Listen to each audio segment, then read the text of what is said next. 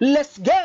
Ayan, so panibagong video ulit for Engineering 403 o Computer Aided Design. So ngayon pag-aaralan natin kung paano natin ma-adjust yung crosshair size ng ating cursor.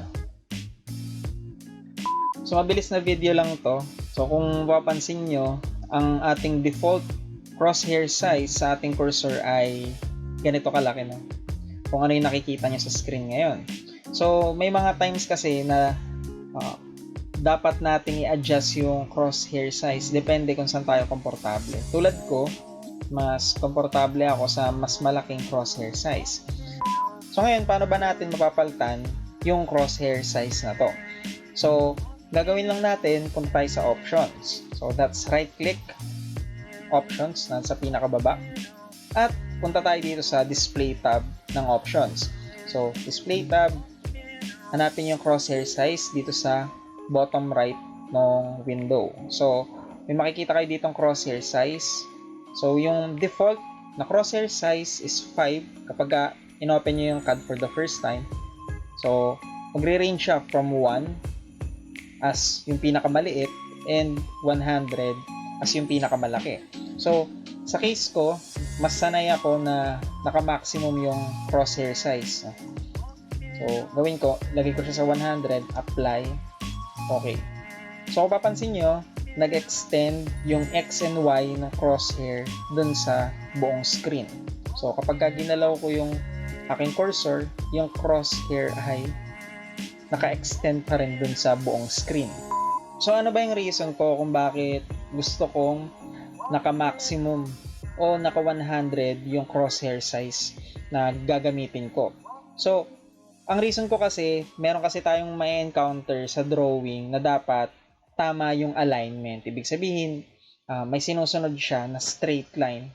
It's either vertical o horizontal. So, pwede nating i-check yun gamit lang itong crosshair. So, meron pa na rin naman tayong ibang way kung paano. Pero, para mabilis ko lang ma-check yung alignment ng objects, ay chinecheck ko na agad siya dito pa lang sa crosshair. For example, dito sa mga text na to, dito, meron tayo ditong tatlong lines ng text. Hu, hi, ha, ha, ha. So, ngayon, very obvious naman na hindi naka-align ng ayos yung text. Pero may pagkakataon talaga na hindi natin agad ma-visualize kung tama yung alignment.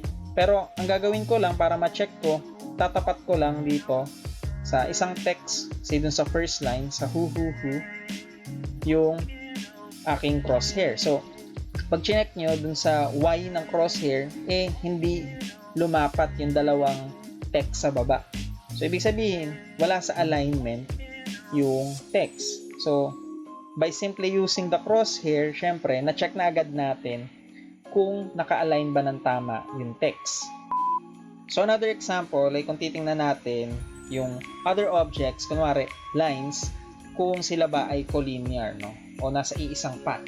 So, for example, ito, meron tayong lines sa baba at lines sa taas. So, kung itatapat ko tong Y dun sa line ko sa baba, pag tinignan natin yung line sa taas, hindi sila collinear. Ibig sabihin, kung extend ko to, hindi siya magta-touch dun sa line sa baba. So, yun ay pag-check lang, no? Hindi ibig sabihin na 100% na ganito yung way na gagamitin natin, no? So, mabilisang check lang yun. So, another thing na titingnan natin sa crosshair yung kanyang pang-grip. So, yung tinutukoy ko na pang-grip o pang-hold ng objects o pang-select ng objects is yung center ng crosshair. So, kung papansin nyo, yan, maliit lang yung pang-grip natin, no? Pero, ang laki ng ating crosshair size. So, pwede natin i-adjust yung grip, yung pang-hold ng object o pang-select sa options. So, gagawin ko, right-click, options. So, ngayon, kanina pumunta tayo sa display. Ngayon naman, pupunta tayo sa selection. So, pwede nating i-adjust yung size ng pang-grip natin o yung pick box. So, ang gagawin ko, adjust ko lang siya ng konti. At, pwede rin natin tong i-adjust, no? Itong grip size. So, depende sa inyo kung saan kayo komportable. So, ako, in-adjust ko lang to ng konti. Hindi ko ganun nilalakihan. Pero, ayoko naman ng maliit na pick box. So yan, in-adjust ko lang ng konti at kung mapapansin nyo, naging visible na yung ating pang grip, no? O yung pick box. So kapag mas malaki yung pick box at malaki rin yung grip size, mabilis na maseselect natin ang objects individually. Unlike dun sa pick box o yung size ng pick box kanina, nahihirapan tayong mag-select agad ng line o ng other objects gaya ng text o iba pang klaseng objects. So depende yun sa inyo kung saan kayo komportable. Pero pinakita ko lang kung paano i-adjust yung size ng pick box sa inyong grip.